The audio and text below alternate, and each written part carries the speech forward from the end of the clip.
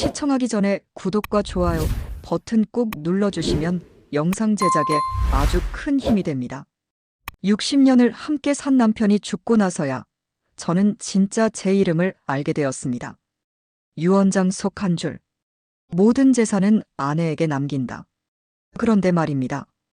그 사람 살아있을 때는 단 한 번도 제 이름을 부른 적이 없었어요.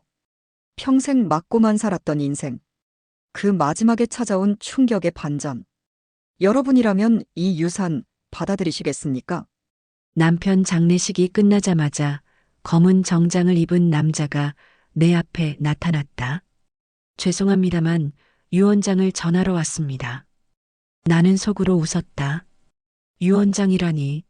그 사람은 평생 야 여자 애들 엄마라고만 불렀던 사람인데 심지어 화낼 때는 이것이라고 했던 사람이 무슨 유언장을? 어머니, 뭔 유언장이래요? 큰 며느리가 눈을 동그랗게 뜨며 물었다.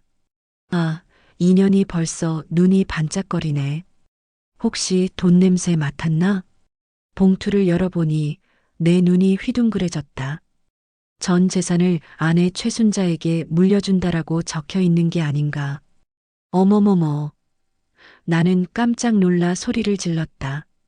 이게 뭐야? 내 이름이 여기 왜 있어? 변호사가 정중하게 설명했다. 고인께서 3년 전부터 차근차근 준비하신 겁니다. 상가 건물, 아파트 3채, 적금 통장 12개, 보험금까지 모든 걸 부인 명의로 바꾸셨어요. 그 순간 장례식장이 조용해졌다. 큰 며느리는 입을 다물지 못하고 둘째 며느리는 눈이 돌아갔다. 큰아들은 뭔 소리야? 하며 벌떡 일어났다. 어머니, 그게 정말이에요?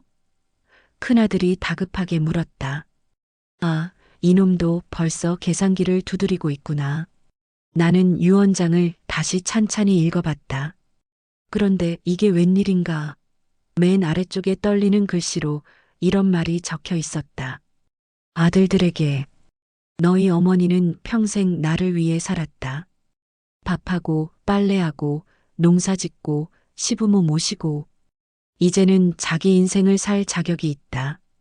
그러니 간섭하지 마라. 특히 큰아들아, 큰며느리가 어머니한테 싸가지 없게 굴면 내가 저승에서 혼쭐을 낼 줄 알아라. 마이너스 아버지가. 큰며느리 얼굴이 새파랗게 변했다. 아, 그 사람이 다 알고 있었구나. 인연이 나한테 어떻게 굴었는지 말이야. 아버지가 언제부터 이런 생각을. 둘째 아들이 중얼거렸다. 아, 나는 생전 처음으로 아들들한테 버럭 소리를 질렀다. 네 아버지 말씀이다. 조용히 해. 아들들이 깜짝 놀라 나를 쳐다봤다. 큰 며느리는 더욱 놀란 표정이었다. 평생 내하고 살았던 시어머니가 갑자기 큰 소리를 치니까 당황스러운가 보다. 그럼 이제 어머니 혼자 사실 거예요? 둘째 며느리가 조심스럽게 물었다. 나는 유언장을 가슴에 꼭 안고 당당하게 말했다. 그럴까 보다. 나도 처음이야. 내 마음대로 사는 게. 변호사가 미소를 지으며 말했다. 참, 고인께서 이것도 남기셨습니다. 그러더니 작은 봉투를 하나 더 꺼냈다. 열어보니 현금 500만 원과 쪽지 하나가 들어 있었다. 순자야, 이건 네가 하고 싶었던 거 하라고. 미용실도 가고 옷도 사고 맛있는 것도 먹고 60년 동안 고생했다. 김철수. 아, 그 사람이 내 이름을 불렀다. 순자야라고. 60년 만에 처음으로. 나는 그 자리에서 펑펑 울었다. 기쁘기도 하고 황당하기도 하고 서러웠던 세월이 한꺼번에 치밀어 올랐다. 큰 며느리가 어색하게 물었다. 어머니, 괜찮으세요? 괜찮긴 뭐가 괜찮아. 나는 눈물을 훔치며 말했다. 60년 동안 한 번도 내 이름 안 부르더니 죽어서야 부르네. 이 바보 영감아. 그런데 이상하게도 기분이 좋았다. 마치 갑갑했던 가슴이 뻥 뚫리는 것 같았다. 자, 이제 정말 내 인생이 시작인가 보네. 나는 유언장을 높이 들고 외쳤다.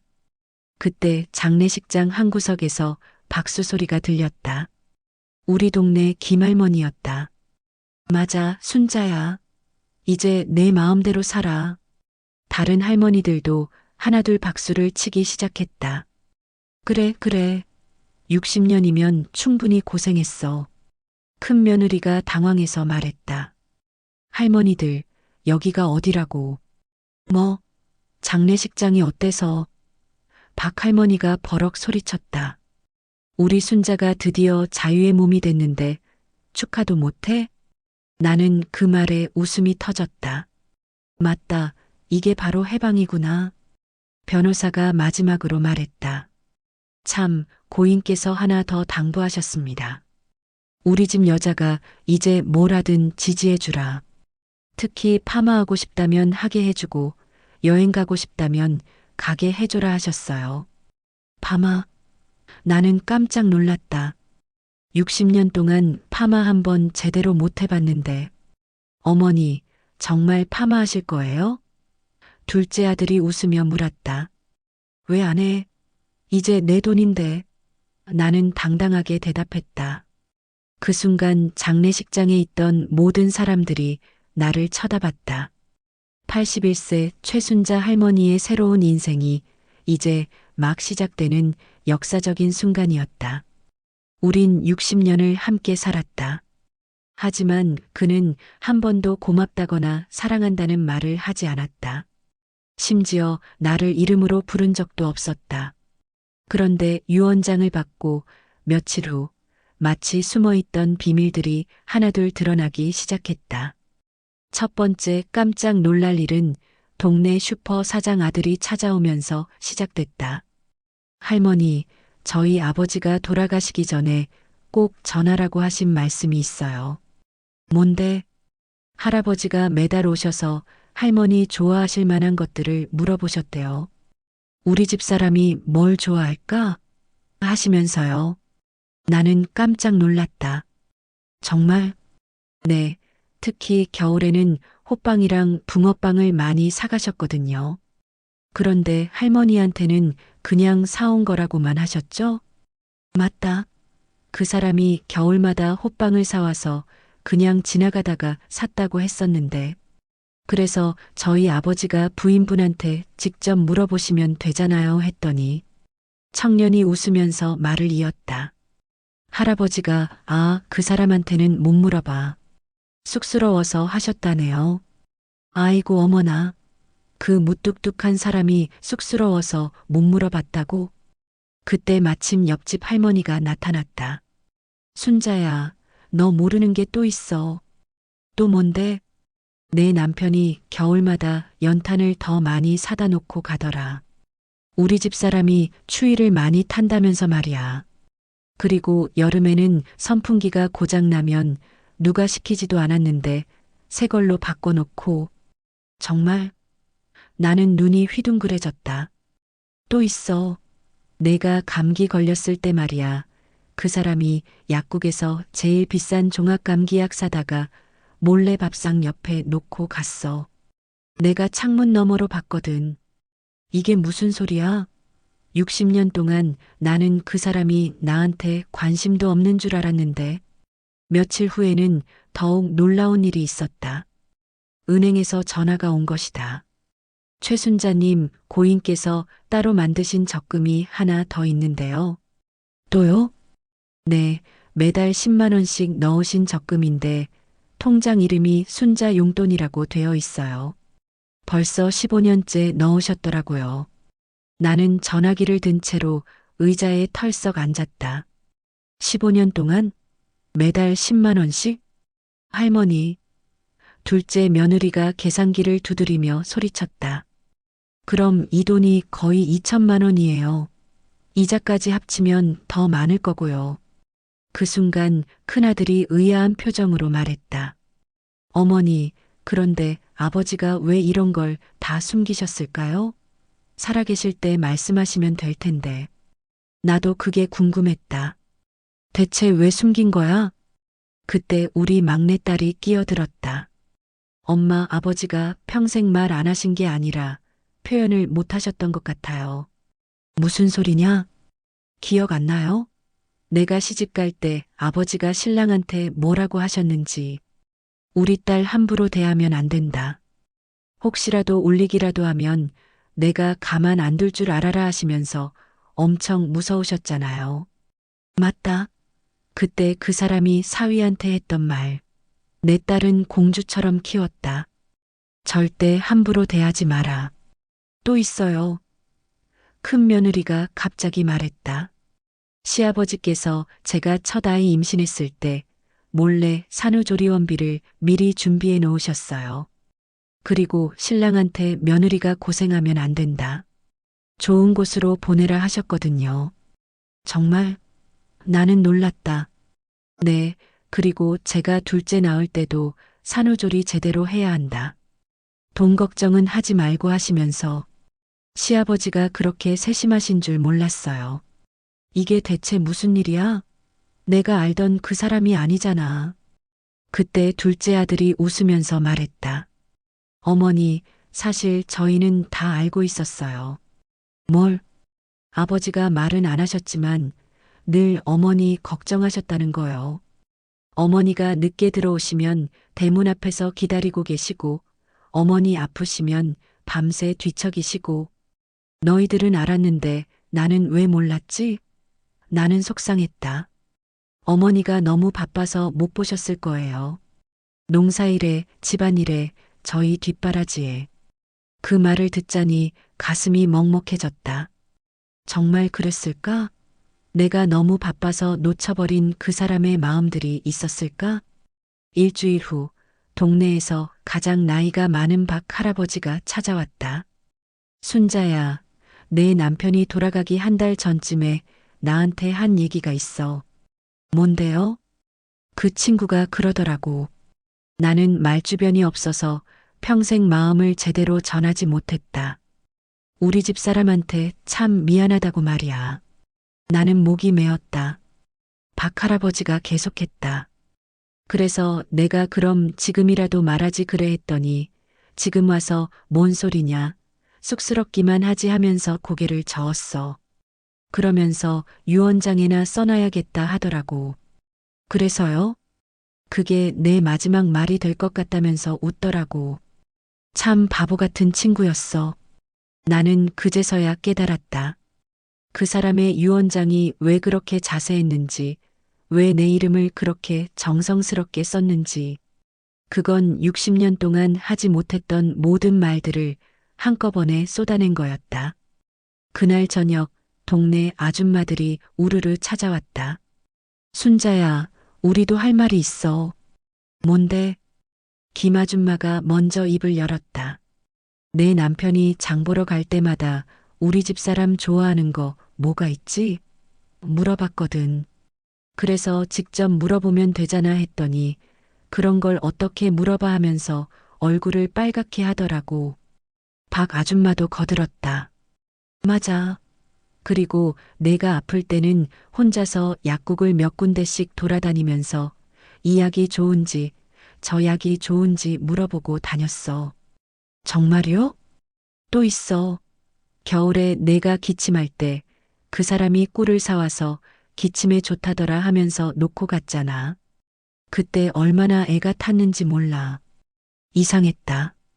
다들 알고 있었던 그 사람의 마음을 왜 나만 몰랐을까? 그때 최 아줌마가 말했다. 순자야, 내 남편은 사랑 표현을 말로 하는 사람이 아니었어. 행동으로 하는 사람이었지. 다만 너무 조용히 해서 눈치채기 어려웠을 뿐이야.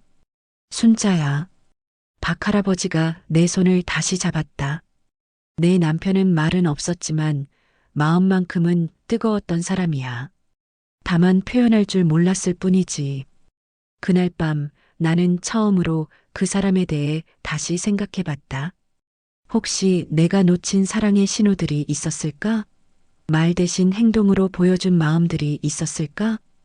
호빵, 감기약, 연탄, 선풍기, 용돈 통장, 산후조리원비.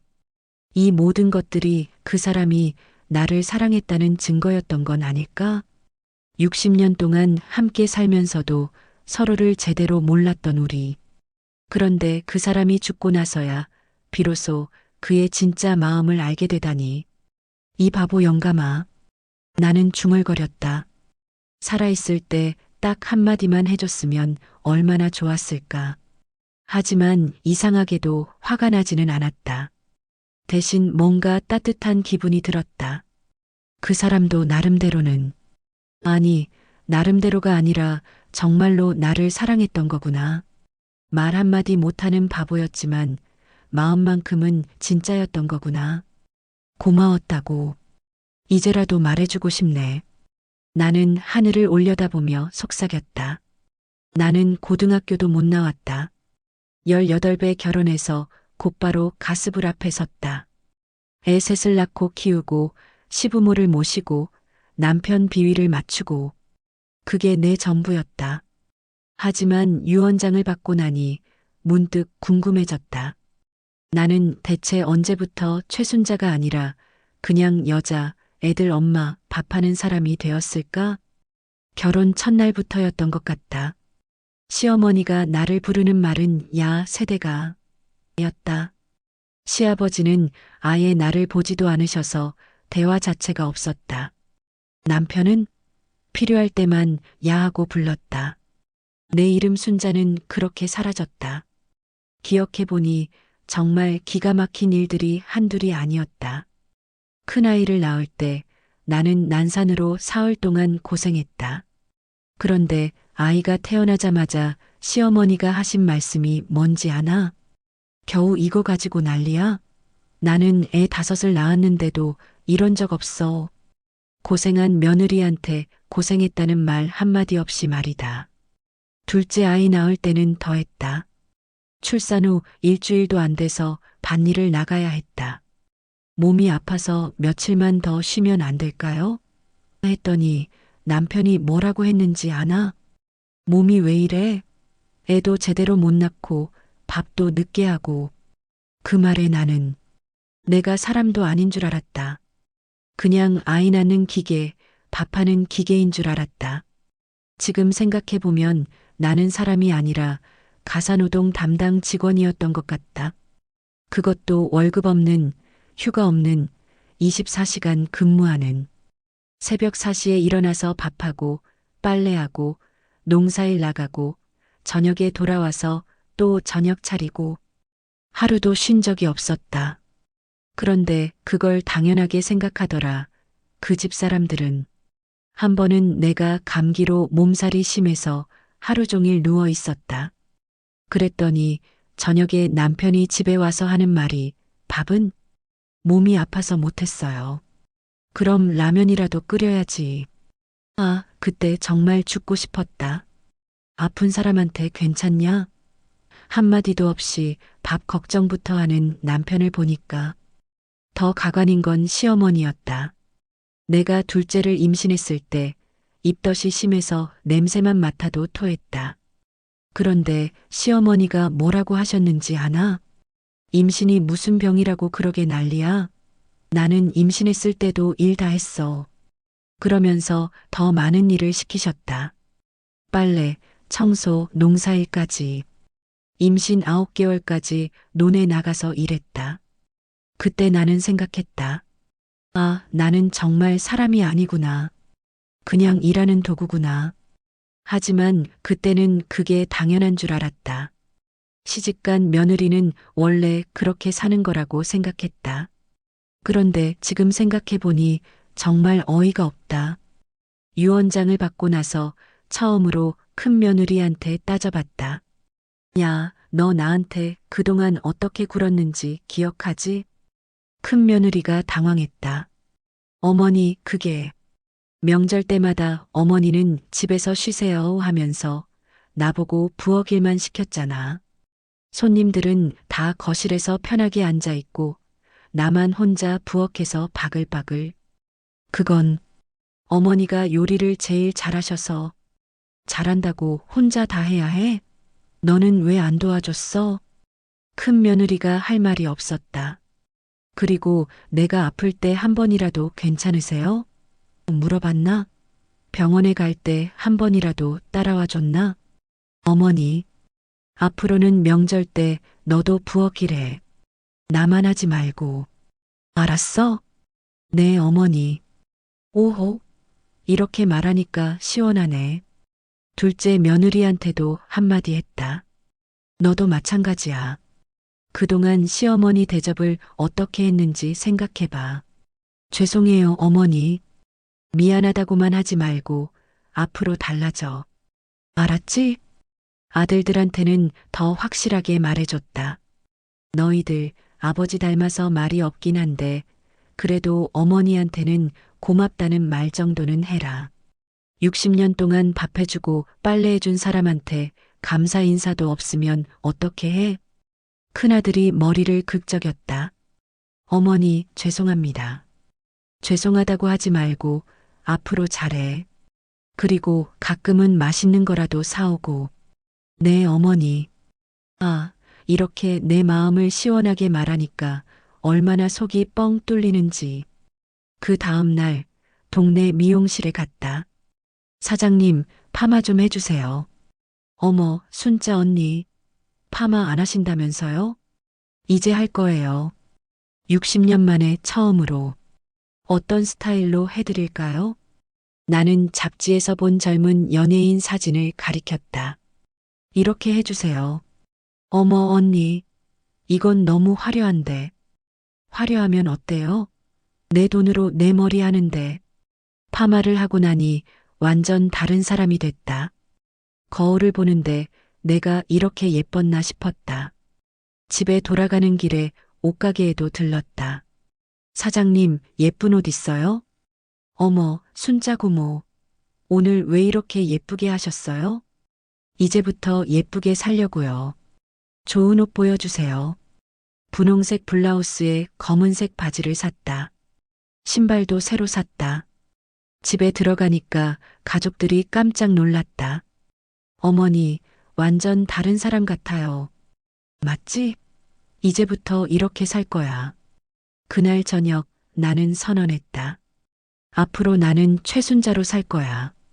애들 엄마, 할머니, 여자 이런 말로 부르지 말고 내 이름으로 불러줘. 네, 순자 어머니. 그리고 집안일도 나눠서 해. 나 혼자 다 할 생각 하지 마. 네, 어머니. 또 내가 하고 싶은 것 있으면 반대하지 마. 여행도 가고 친구들이랑 놀러도 다니고 취미 생활도 할 거야. 그날 밤 거울 앞에 서서 생각했다. 81살에 처음으로 내가 최순자라는 사람이 된 것 같다. 60년 동안 남의 그림자로 살았지만 이제는 내 인생의 주인공이 됐다. 그 바보 영감이 마지막에 준 선물 덕분에. 고마워, 영감아. 늦었지만 이제라도 사람 구실을 해볼게. 나는 새로운 내 모습에 윙크를 했다. 81세 최순자의 새로운 인생이 이제 시작이었다. 우리 둘째 딸 영희는 30에 하늘나라로 갔다. 암이었다. 그때가 내 인생에서 가장 힘들었던 시간이었다. 하지만 더 힘든 건 그 사람의 반응이었다. 영희가 아프다는 걸 알았을 때 나는 세상이 무너지는 줄 알았다. 병원에서 말기라는 얘기를 들었을 때는 그 자리에서 주저앉았다. 어머, 안 돼요. 우리 영희가. 나는 의사 앞에서 펑펑 울었다. 그런데 남편은 그냥 벽에 기대서서 천장만 바라보고 있었다. 한 방울의 눈물도 없이. 영감아, 우리 딸이 이런데 어떻게 그렇게 침착할 수 있어? 내가 물었다. 울어봤자 뭐가 달라지겠나. 그 한마디에 나는 더욱 화가 났다. 자기 딸인데 어떻게 그럴 수가 있지? 영희가 투병하는 6개월 동안 나는 병원에서 살다시피 했다. 손을 잡아주고 등을 문질러주고 먹고 싶다는 것들을 해다주고. 그런데 그 사람은 한 달에 한두 번 와서 영희 얼굴만 보고 가곤 했다. 말도 거의 안 하고. 영감, 영희가 아버지 보고 싶어 해요. 더 자주 와주세요. 내가 부탁했다. 일이 바빠서 딸이 죽어가는데 일이 바빠서. 그때 나는 확신했다. 이 사람은 정말 마음이라는 게 없는 사람이구나. 영희가 세상을 떠나던 날 나는 미친 사람처럼 울었다. 영희야, 엄마가 대신 갈게. 엄마가 대신 갈게. 하면서 영희를 안고 오열했다. 그런데 그 사람은 여전히 아무 표정 없이 서 있었다. 눈물 한 방울 없이. 장례식장에서도 마찬가지였다. 조문객들이 와서 고인이 예뻤는데 너무 일찍 갔네 하면서 위로해줘도 그는 그냥 고개만 끄덕였다. 영감, 우리 영희 예뻤죠? 내가 물어봐도 대답이 없었다. 그날 밤 나는 그 사람한테 화를 냈다. 당신은 정말 아버지가 맞아? 자기 딸이 죽었는데 어떻게 그럴 수가 있어? 울지도 않고 말도 안 하고 당신 가슴에는 심장 대신 돌덩이가 들어있는 거야? 그래도 대답이 없었다. 나는 그때부터 그 사람을 원망했다. 아니, 미워했다고 해야 맞을 것 같다. 내 딸을 사랑하지도 않으면서 무슨 아버지냐. 그런 생각이 머리에서 떠나지 않았다. 그런데 영희가 죽고 몇 년 후 뜻밖의 일이 있었다. 큰아들이 나한테 말했다. 어머니, 아버지가 영희 무덤에 매달 가신다는 거 아세요? 뭐? 네, 매달 영희 기일에 혼자 가셔서 몇 시간씩 있다가 오세요. 나는 깜짝 놀랐다. 정말? 네, 그리고 영희 사진을 항상 지갑에 넣고 다니셔요. 제가 우연히 봤는데 지갑 안에 영희 사진이 여러 장 있더라고요. 그게 뭔 소리야? 그 무뚝뚝한 사람이. 며칠 후 나는 몰래 그 사람을 따라가 봤다. 정말로 영희 무덤에 가더라. 멀리서 지켜봤는데 그 사람이 무덤 앞에 앉아서 혼자 중얼중얼 뭔가 얘기하고 있었다. 뭔 말을 하는지 궁금해서 살짝 가까이 가봤다. 영희야, 아빠가 왔다. 오늘 날씨가 참 좋구나. 그리고는 한참 동안 말없이 앉아있더니 갑자기 훌쩍거리기 시작했다. 아빠가 미안하다. 아플 때 더 많이 와주지 못해서, 손도 제대로 잡아주지 못해서. 나는 그 소리를 듣고 깜짝 놀랐다. 그 사람이 우는 소리를 처음 들었거든. 아빠는 너를 얼마나 사랑했는데. 그런데 표현을 못했어. 바보 같은 아빠라서. 그리고는 엉엉 울기 시작했다. 60이 넘은 남자가 아이처럼 울고 있었다. 나는 그 모습을 보고 가슴이 찡해졌다. 아, 이 사람도 아팠구나. 딸을 잃은 아픔이 나만큼 컸구나. 다만 표현할 줄을 몰랐던 거구나. 그날 저녁 집에 돌아온 그 사람을 보니까 눈이 빨갛게 부어 있었다. 하지만 아무렇지 않은 척 저녁을 먹었다. 나는 처음으로 그 사람이 불쌍해졌다. 영감아. 우리 영희. 많이 보고 싶지? 그 사람이 깜짝 놀라더니 나를 쳐다봤다. 그리고는 천천히 고개를 끄덕였다. 나도 보고 싶어. 매일 보고 싶어. 그날부터 나는 그 사람과 함께 영희 무덤에 갔다. 처음에는 어색했지만 점점 자연스러워졌다. 영희야, 엄마 아빠가 함께 왔다. 그 사람도 이제는 내 옆에서 작은 소리로 영희한테 말을 걸었다. 아빠가 미안하다. 살아있을 때 더 많이 사랑한다고 말해줄걸. 한 번은 그 사람이 나한테 말했다. 나는 감정 표현이 서투르다. 어릴 때부터 그랬어. 아버지가 워낙 무서우셔서 울면 안 된다고. 남자는 울면 안 된다고. 그래서 영희가 아플 때도 죽었을 때도 울고 싶었지만 참았어. 그게 옳은 줄 알았어. 나는 그제서야 이해했다. 그 사람만의 방식이 있었던 거구나. 하지만 혼자 있을 때는 많이 울었어. 영희 생각하면서. 정말이야.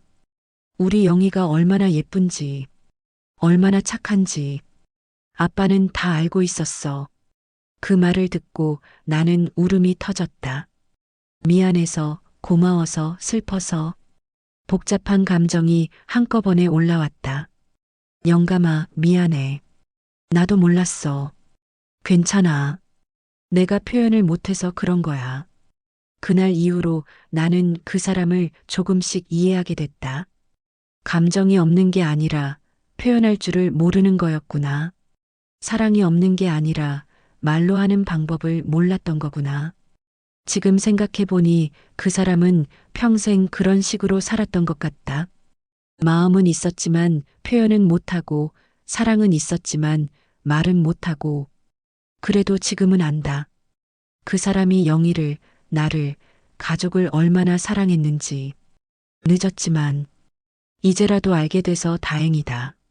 영희야, 아빠는 너를 정말 많이 사랑했단다.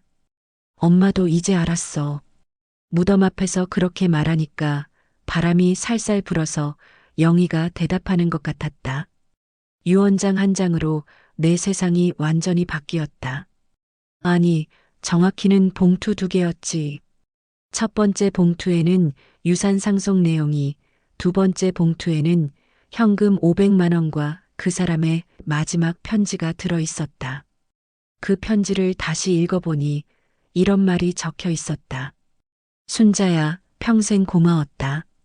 말은 못했지만 당신이 없었으면 나는 아무것도 할 수 없었을 것이다. 이제는 당신 마음대로 살아라. 하고 싶었던 거 다 해라.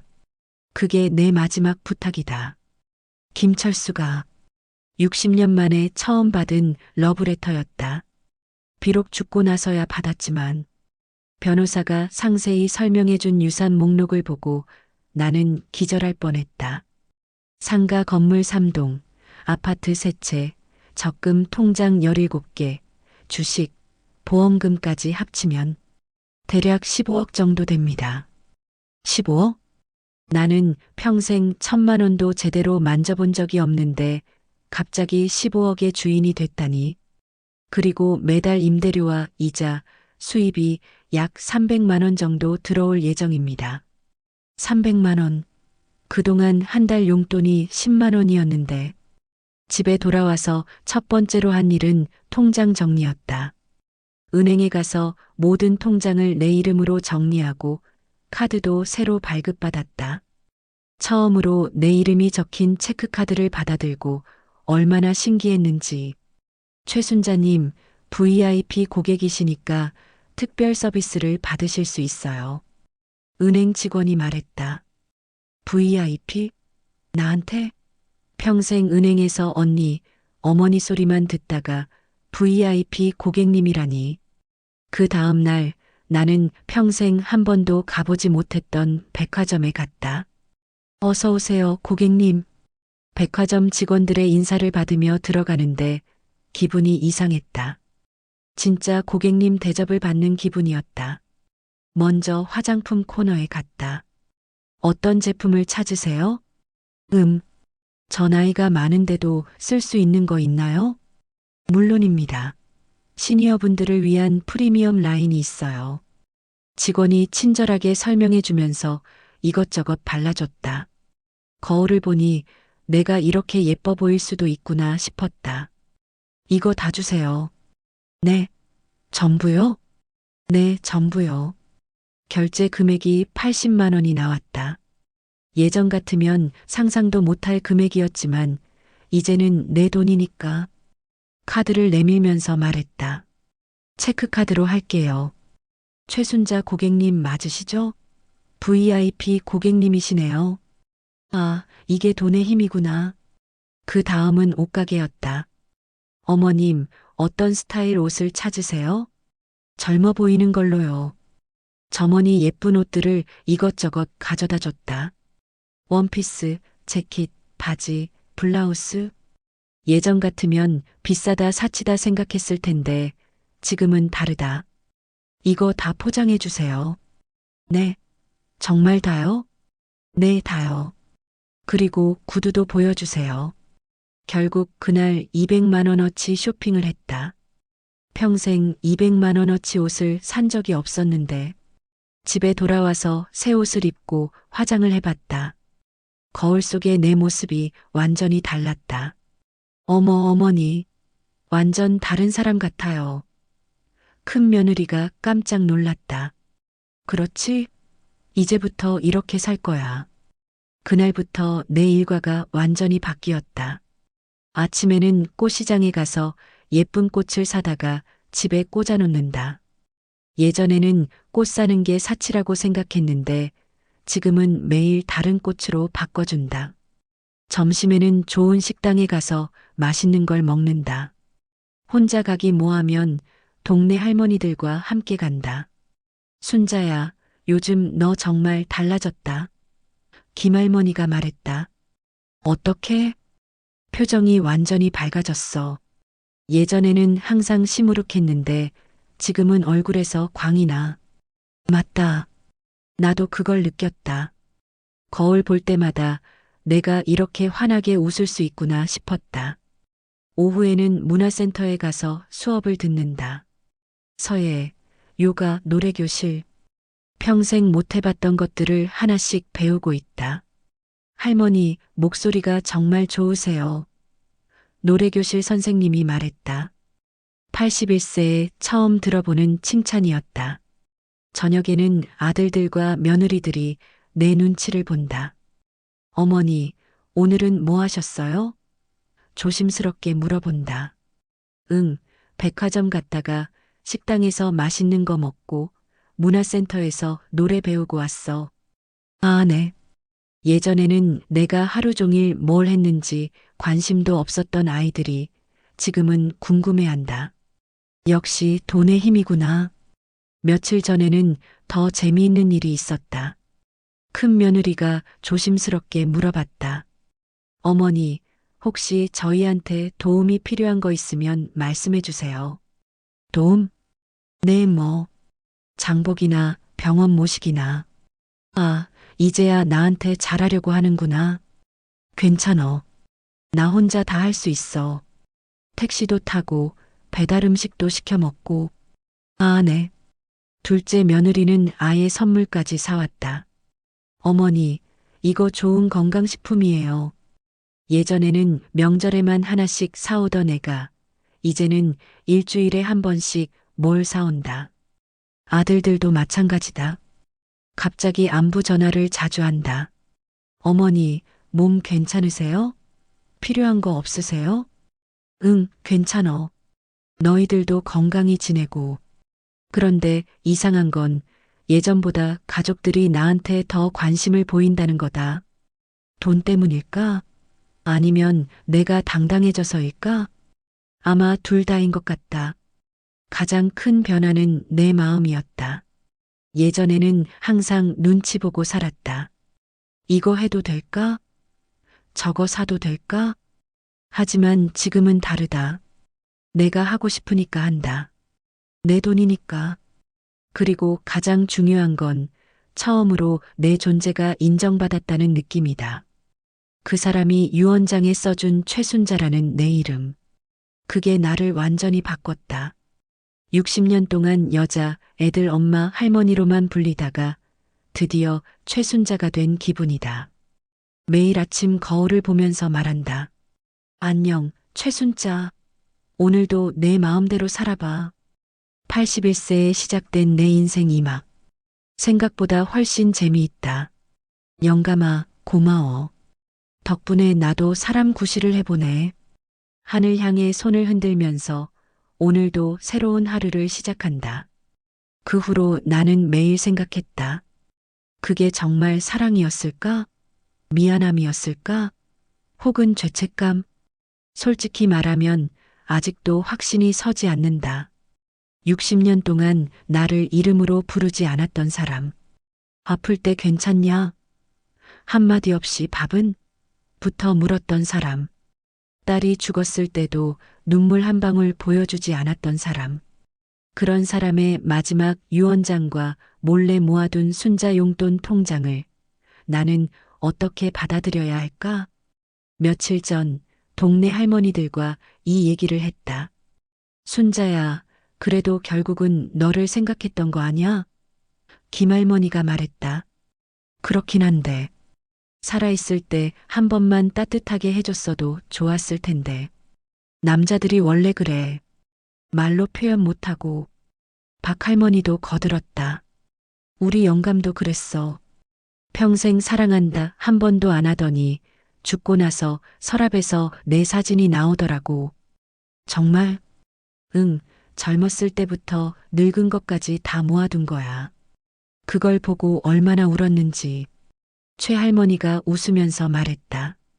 그래도 순자는 좋잖아. 돈까지 남겨줬는데 우리는 빈털터리로 혼자 남았어. 맞는 말이다. 그래도 나는 경제적으로는 걱정 없게 됐으니까. 하지만 마음은 여전히 복잡했다. 그날 밤 나는 그 사람의 유품들을 정리해봤다. 옷장 깊숙한 곳에서 낡은 지갑이 나왔다. 혹시 해서 열어봤더니 우리 가족 사진들이 빼곡히 들어있었다. 결혼식 사진, 아이들 어렸을 때 사진, 가족여행 갔을 때 사진. 그리고 내가 모르는 사이에 찍었던 내 사진들도 있었다. 밭일하다가 쉬고 있는 내 모습, 빨래 널면서 웃고 있는 내 모습, 손자들이랑 놀아주는 내 모습. 언제 이런 사진을 찍었지? 더 놀라운 건 사진 뒤에 작은 글씨로 날짜와 함께 이런 말들이 적혀 있었다는 거였다. 순자 생일날 미역국 끓여준다고 새벽부터 일어났다. 추석날 하루 종일 일하느라 고생했다. 영의 돌날 우리 집 사람이 제일 예쁘다. 아, 그 사람이 이런 걸 다 기록해뒀다고? 서랍을 더 뒤져보니 작은 공책이 하나 나왔다. 펼쳐보니 일기였다. 그 무뚝뚝한 사람이 일기를 썼다니. 몇 장 읽어보니 눈물이 나려고 했다. 1995년 5월 3일 순자가 감기 걸렸다. 약 사다 줬는데 고맙다는 말도 안 한다. 내가 평소에 잘못해서 그런가 보다. 1998년 10월 15일 순자가 시장에서 예쁜 옷을 보고 있더라. 사주고 싶었는데 용기가 안 났다. 바보 같은 나. 2003년 7월 20일 영희가 죽었다. 순자가 너무 슬퍼한다. 나도 슬프지만 울면 안 될 것 같다. 남자니까. 하지만 밤에는 혼자 울었다. 2010년 12월 24일 순자가 손자들 선물 싸주느라 밤늦게까지 일했다. 고생한다고 말해주고 싶은데 입이 안 떨어진다. 이런 내용들이 30년 넘게 적혀 있었다. 나는 그 공책을 읽으면서 펑펑 울었다. 그 사람도 나름대로는 나를 생각하고 있었구나. 다만 표현을 못했을 뿐이지. 하지만 그래도 화가 났다. 이 바보야. 나는 혼자 중얼거렸다. 이런 마음이 있으면서 왜 한 번도 말 안 했어? 왜 혼자만 알고 있었어? 만약에 그 사람이 살아있다면 한 대 때리고 싶었다. 60년 동안 나 혼자 소가리하게 놔두고 너도 힘들었으면 말이라도 하지. 하지만 동시에 이해도 됐다. 그 세대 남자들은 정말 그랬다. 감정 표현을 하면 안 되는 줄 알았고 사랑한다는 말을 하면 부끄러워했다. 그래도 말이다. 며칠 후 나는 그 사람 무덤에 갔다. 영감아, 나왔다. 무덤 앞에 앉아서 말했다. 너 일기 찾았다. 사진도 봤고 그동안 나름대로 생각이 있었구나. 바람이 살살 불었다. 그런데 말이야, 왜 그런 마음을 혼자만 알고 있었어? 한 번만, 딱 한 번만 말해줬어도 내가 이렇게 서운해하지 않았을 텐데. 목이 메었다. 사랑했다면 사랑한다고, 고맙다면 고맙다고, 미안하다면 미안하다고. 왜 다 혼자 가슴에만 묻어뒀어? 그렇지만 이제는 안다. 그게 그 사람의 방식이었다는 걸. 서툴고 답답하고 때로는 상처가 되는 방식이었지만 그래도 그 사람만의 사랑이었다는 걸. 용서한다는 건 아니야. 나는 무덤에 대고 말했다. 아직 완전히 용서할 수는 없어. 너무 오랫동안 외로웠거든. 하지만 이해는 해. 너도 나름대로 힘들었겠구나. 말하고 싶었지만 못했겠구나. 그리고 가장 중요한 건 고마워. 마지막에라도 내 이름을 불러줘서, 마지막에라도 나를 사람으로 인정해줘서. 그날 집에 돌아와서 거울을 봤다. 60년 전 그 어린 새댁은 온데간데였고, 이제는 당당한 81세 최순자가 서 있었다. 이제 됐다. 나는 거울 속에 내게 말했다. 완벽한 사랑은 아니었지만, 그래도 사랑이었던 것 같아. 그리고 가장 중요한 건, 이제 내가 나를 사랑하게 됐다는 거야. 사랑이 뭔지 정확히는 모르겠다. 하지만 이제는 알겠다. 완벽하지 않아도, 서툴러도, 때로는 상처가 돼도, 그것도 사랑의 한 형태일 수 있다는 걸. 그리고 무엇보다 이제는 내가 나 자신을 사랑할 수 있게 됐다는 게 가장 큰 선물이다. 영감아, 정말 고마워. 덕분에 81세에 처음으로 내 인생을 사랑하게 됐어. 창밖으로 해가 지고 있었다. 하지만 내 마음에는 새로운 해가 떠오르고 있었다. 요즘 내 하루는 이렇게 시작된다. 아침 6시에 눈을 뜨면 제일 먼저 거울을 본다. 그리고 웃으면서 말한다. 좋은 아침, 최순자. 오늘도 내가 하고 싶은 대로 살아봐. 예전에는 새벽 4시에 일어나서 가족들 밥부터 차렸는데, 이제는 내가 먹고 싶은 걸 내가 만들어 먹는다. 토스트에 딸기잼 발라서 커피 한 잔과 함께. 간단하지만 이게 얼마나 행복한지. 7시쯤 되면 꽃시장에 간다. 이게 내 하루 중 가장 즐거운 시간이다. 순자 고모, 오늘은 뭘 가져가실래요? 꽃집 아주머니가 반갑게 맞아준다. 오늘은 기분이 좋으니까 노란색으로. 해바라기, 노란 장미, 프리지아. 노란 꽃들을 한 아름 사서 집에 돌아온다. 예전에는 꽃 사는 게 사치라고 생각했는데 지금은 매일 다른 색깔의 꽃으로 집을 꾸민다. 빨간 장미, 하얀 백합, 보라색 도라지꽃. 집안이 온통 꽃밭이다. 어머니, 집이 정말 예뻐졌어요.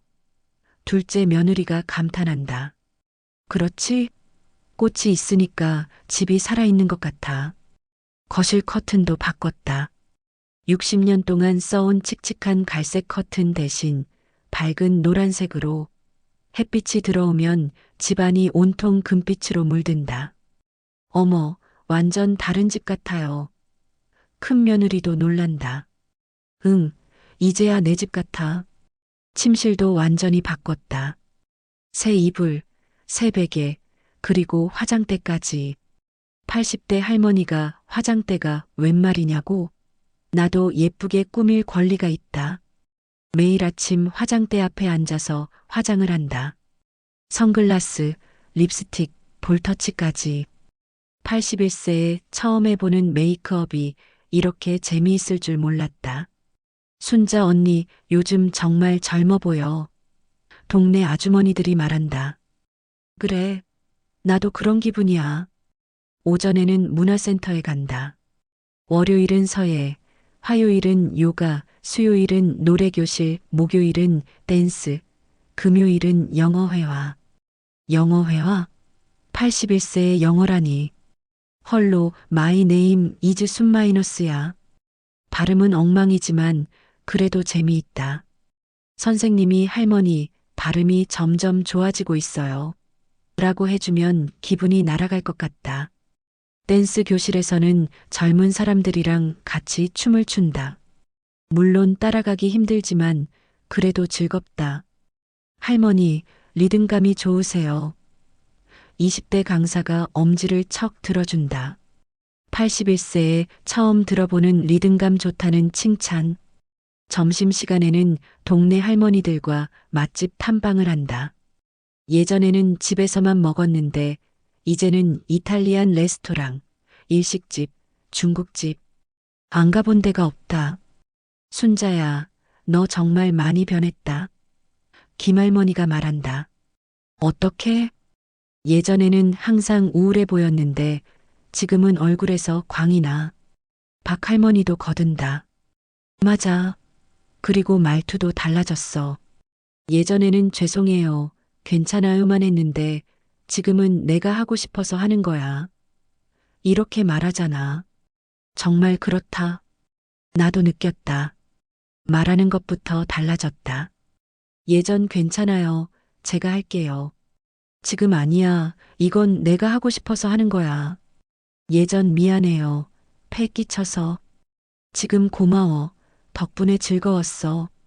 이렇게 말하니까 사람들이 나를 보는 눈도 달라졌다. 오후에는 혼자만의 시간을 갖는다. 새로 산 안마의자에서 쉬기도 하고, 책을 읽기도 하고, 음악을 듣기도 한다. 81세에 처음 산 내 인생 첫 안마의자. 이런 게 이렇게 좋은 줄 몰랐다. 아휴, 시원해. 안마의자에 앉아서 혼자 감탄한다. 요즘은 책도 읽는다.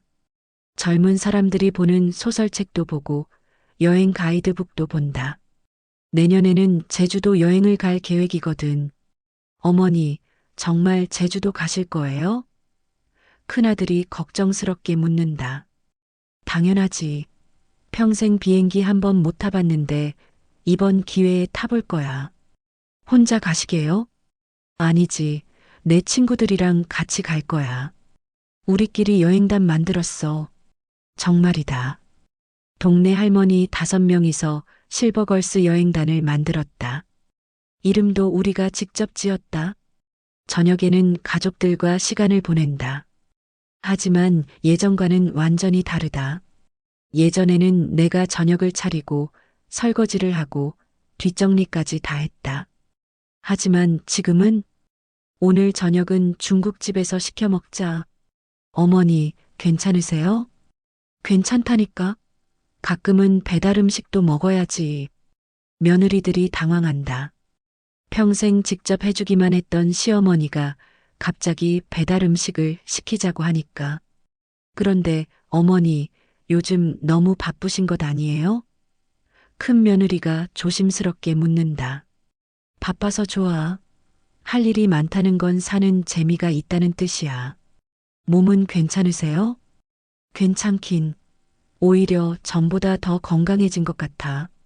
매일 웃고, 매일 움직이고, 매일 새로운 걸 배우니까. 정말 그렇다. 요즘 몸이 더 가벼워진 것 같다. 마음이 가벼워져서 그런가. 밤에는 일기를 쓴다. 그 사람의 일기를 본으로 나도 쓰기 시작했다.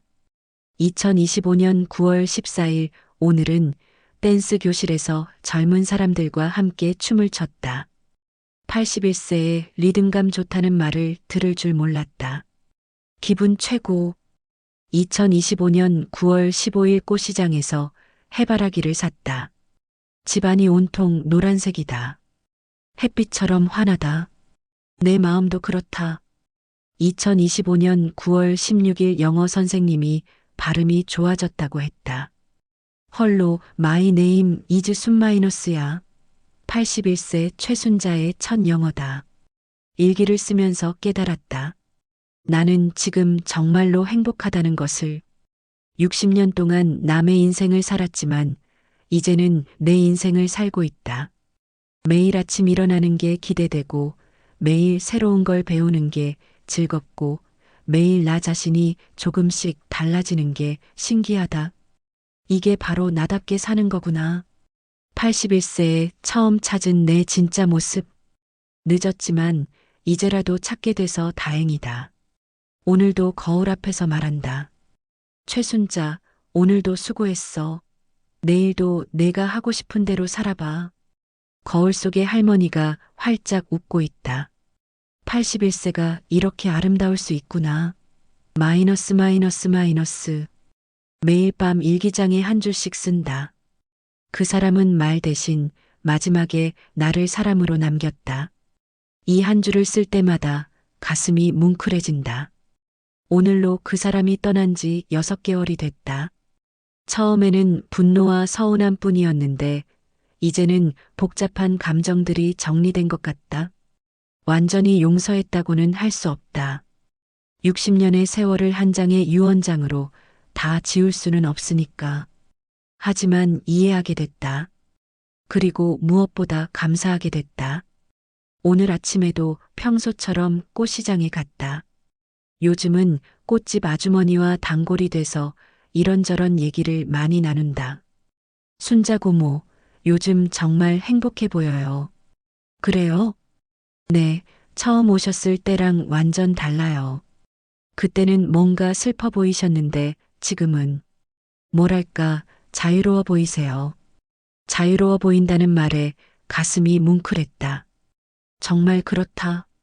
나는 지금 자유롭다.